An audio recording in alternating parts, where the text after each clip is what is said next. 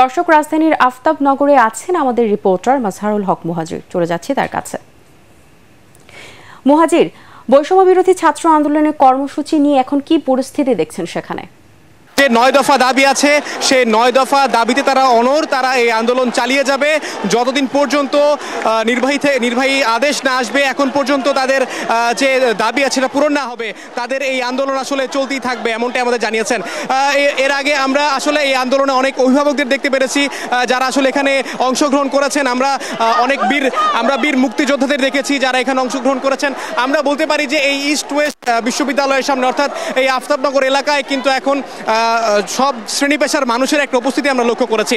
এবং একই সাথে আপনাকে যদি বলি যে ওই আফতাবনগর গেটের সামনে এখানে আইন শৃঙ্খলা বাহিনীর একটা উপস্থিতি আমরা দেখেছি এবং বলতে পারি যে এটা একটা শান্তশিষ্ট পরিবেশই আন্দোলনটা এখন পর্যন্ত হচ্ছে। আইন শৃঙ্খলা বাহিনীর পক্ষ থেকেও আসলে নিরাপত্তা জোর করা হয়েছে এবং সেখানে যে বাড্ডা এলাকার যে সার্বিক সড়ক পরিস্থিতি সেদিকে কিন্তু সড়কের অবস্থা কিন্তু যান চলাচল স্বাভাবিক রয়েছে।